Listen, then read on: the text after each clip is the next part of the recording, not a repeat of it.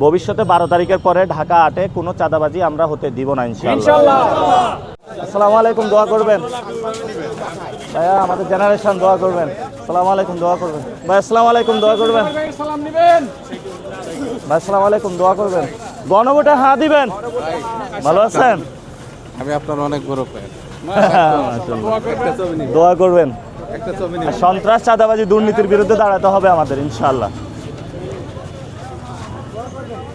মাশাআল্লাহ, খুব সুন্দর হয়েছে। হ্যাঁ, ওকে, আমি খুঁজতেছি আপনারে। হ্যাঁ ভাই, আসসালামু আলাইকুম, দোয়া করবেন।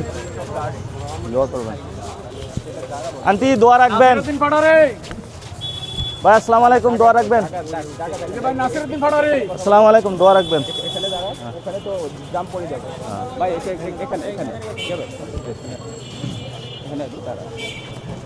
আসসালামু আলাইকুম ভাইয়া, দোয়া করবেন। জি হ্যাঁ।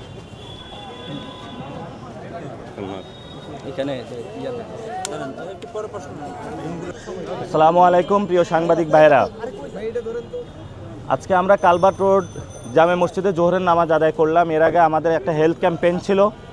আমরা পল্টনের যারা ব্যবসায়ী তাদের সাথে একটু দেখা করেছি, তাদের দুঃখ কষ্ট শোনার চেষ্টা করেছি। সেখানে অনেক ব্যবসায়ী বলেছেন যে বাংলাদেশে অনেক নিপীড়িত ছিলেন তারা চাঁদাবাজির কারণে এবং দখলদারিত্বের কারণে।